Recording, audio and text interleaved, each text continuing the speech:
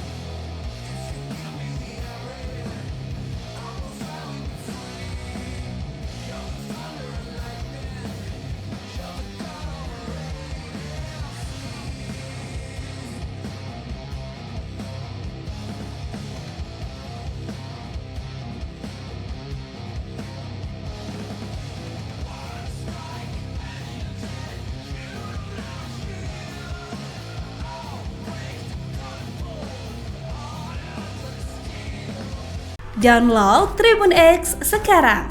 Menghadirkan lokal menjadi Indonesia.